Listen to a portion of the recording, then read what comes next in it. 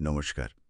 আজ আমরা যে লেখাটা নিয়ে কথা বলবো সেটা বাংলা সাহিত্যের একটা মাইলস্টোন, শরৎচন্দ্র চট্টোপাধ্যায়ের শ্রীকান্ত।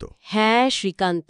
মানে বঙ্কিম বা রবি ঠাকুরের পরে শরৎচন্দ্র যে এলেন, এই উপন্যাসটা তার সেই পরিচয়টাকে একেবারে পাকা করে দিয়েছিল। তো আমরা আজ বিভিন্ন সাহিত্য আলোচনা আর অবশ্যই মূল উপন্যাসটার উপর ভিত্তি করে একটু গভীরে যাওয়ার চেষ্টা করব। ঠিক। চেষ্টা করব শ্রীকান্তের ওই ঘুরে বেড়ানো, নিজেকে খোঁজা, তখনকার সমাজ, মানুষজনের সম্পর্ক, এই সব দিকগুলো একটু ছুঁয়ে যেতে। শোনা যায় এই উপন্যাসের শরৎচন্দ্রের নিজের জীবনেরও নাকি বেশ ছাপ আছে। হ্যাঁ, কিছুটা তো আছেই। শরৎচন্দ্র মানুষটা নিজেও তো খুব ইন্টারেস্টিং ছিলেন। একদিকে পশু পাখির জন্য খুব দরদ, ওই পশুক্লেশ নিবারণী সমিতির সাথে যুক্ত ছিলেন বলছিলেন। হ্যাঁ, আবার অন্যদিকে শিকার করা, সাপ ধরা, এই সব দিকেও খুব ঝোঁক ছিল। এই যে একটা সংবেদনশীল মন, আবার একই সাথে রোমাঞ্চপ্রিয়তা। এই বৈপরীত্যটাই কি তার লেখাকে, বিশেষ করে চরিত্রগুলোকে, অন্য মাত্রা দিয়েছে? আমার তো তাই মনে হয়। ওই জন্যেই তার চরিত্রগুলো এত জীবন্ত। শুধু সাদা কালো নয়, অনেকগুলো স্তর দেখা যায় তাদের মধ্যে। তিনি সমাজের ভেতরের টানাপোড়েনগুলো ধরতে পেরেছিলেন। এবার আসি শ্রীকান্ত প্রসঙ্গে। উপন্যাসের কেন্দ্রীয় চরিত্র, সে তো শুধু গল্পটা বলছে না। না না, সে একজন পর্যবেক্ষকও, খুব কাছ থেকে দেখছে সবকিছু। তার নিজের জীবনের যাত্রাপথটাও তো কম লম্বা নয়, সেই ছোটবেলা থেকে প্রায় প্রৌঢ়ত্ব পর্যন্ত। দারিদ্র্য দেখেছে, পিসিমার স্নেহ পেয়েছে, আবার সমাজের নানা নিয়মকানুনের বিরুদ্ধে একটা ক্ষোভও তৈরি হয়েছে ভেতরে ভেতরে। একদম। আর তার সবচেয়ে বড় গুণ হল ওই সহানুভূতিটা। অসহায় মানুষ, জাতিভেদের শিকার যারা, তাদের জন্য মনটা কাঁদে। এমনকি ছোঁয়াচে রোগীর সেবা করতেও পিছপা হয় না, মৃত্যুকেও যেন ভয় পায় না। ঠিক। কিন্তু তার ভেতরেই আবার একটা অস্থির মন, এক জায়গায় থাকতে চায় না, যাকে বলে ভবঘুরে। আর আত্মসম্মানবোধটাও খুব প্রবল। এই আদর্শ আর বাস্তবের সংঘাত, এটাই মনে হয় শ্রীকান্ত চরিত্রের মূল আকর্ষণ। নিঃসন্দেহে। আর এই যাত্রাপথে সে যাদের সংস্পর্শে আসছে, সেই পার্শ্বচরিত্রগুলোও অসাধারণ। যেমন ইন্দ্রনাথ, কিশোর শ্রীকান্তের কাছে সে তো প্রায় হিরো। হ্যাঁ, একদম। ওই বয়সে ওরকম একজন সাহসী, বেপরোয়া, সমাজের নিয়ম না মানা চরিত্র, তার প্রভাব তো পড়ারই কথা।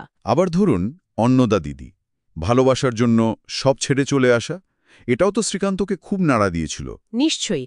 তবে সম্পর্কের গভীরতা আর জটিলতা বুঝতে হলে বোধহয় রাজলক্ষ্মীর কাছেই আসতে হবে। রাজলক্ষ্মী বা পিয়ারিবাইজি, এই রূপান্তরটা কিন্তু খুব গুরুত্বপূর্ণ। খুবই গুরুত্বপূর্ণ। কৈশোরের চেনা রাজলক্ষ্মী আর পরে সম্পূর্ণ অন্য জগতের বাসিন্দা, ধন্যী বাইজি পিয়ারি, একই মানুষ, কিন্তু পরিস্থিতি তাকে কোথায় নিয়ে গেছে। শরৎচন্দ্র কি দেখাতে চেয়েছেন যে পরিস্থিতি মানুষকে কতটা বদলে দিতে পারে? হয়তো সেটাই। তবে তিনি এটাও দেখিয়েছেন যে বাইরের পরিচয় যাই হোক, ভেতরের মানুষটা পুরোপুরি মরে যায় না।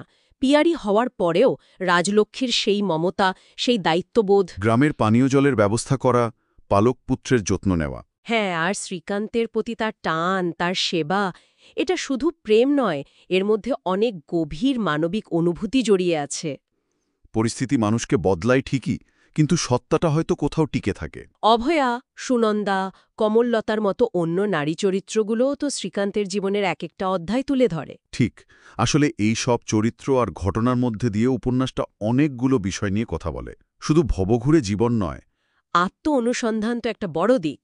অবশ্যই, শ্রীকান্ত আসলে নিজেকেই খুঁজছে, আর তার সাথে রয়েছে তৎকালীন সমাজের একটা জোরালো সমালোচনা, ওই গোঁড়ামি, কুসংস্কার, জাতপাত। শোষণ, আবার নতুনদার মতো চরিত্রের মাধ্যমে শিক্ষিত বাবু সমাজের ফাঁপা চেহারাটাও তিনি তুলে ধরেছেন। একদম, ব্যঙ্গ করেছেন খুব সূক্ষ্মভাবে। লেখার দিক থেকেও তো শ্রীকান্ত আজও খুব প্রাসঙ্গিক। ভাষাটা কি দারুণ! হ্যাঁ, ওই সাধু আর চলিতের মিশ্রণটা শরৎচন্দ্র যেভাবে ব্যবহার করেছেন সেটা সত্যি অসাধারণ। খুব সাবলীল, পড়তে কোনো ক্লান্তি আসে না। চরিত্রগুলো খুব জীবন্ত, মনে হয় যেন চোখের সামনে ঘুরছে। আর প্রকৃতির বর্ণনাগুলো খুব বেশি নয়, কিন্তু যখন দিয়েছেন একেবারে মোক্ষম। ওই মহাশ্মশানের দৃশ্যটা বা পদ্মার বর্ণনা। সব মিলিয়ে একটা গতি আছে কাহিনীতে, যদিও শেষটা ঠিক যেন শেষ হয় না। হ্যাঁ, ওই শেষ হইয়াও হইল না শেষ ব্যাপারটা আছে, হয়তো জীবনের মতোই। তাহলে সব মিলিয়ে আমরা বলতে পারি শ্রীকান্ত শুধু একজন মানুষের ঘুরে বেড়ানোর গল্প নয়, এটা আত্ম-আবিষ্কার, প্রেম, আদর্শ আর সামাজিক বাস্তবতার এক জটিল বুনন। একেবারে ব্যক্তি আর সমাজের সম্পর্কটাকেই তিনি খুব সার্থকভাবে এঁকেছেন। আর এখানে হয়তো একটা প্রশ্ন থেকে যায়। আচ্ছা, যখন সমাজ বা পরিস্থিতি একজনকে সম্পূর্ণ নতুন একটা পরিচয় দেয়, যেমন রাজলক্ষ্মীকে পিয়ারি বানিয়ে দেয়, হুম তখন তার ভেতরের আসল সত্তাটা, তার আমিটা কতটা টিকে থাকতে পারে? এই যে নিজের পরিচয়ের সংকট, এটা কি আজও প্রাসঙ্গিক নয়? ভাবনার বিষয়। খুবই প্রাসঙ্গিক। এটা নিয়ে সত্যিই ভাবা যেতে পারে।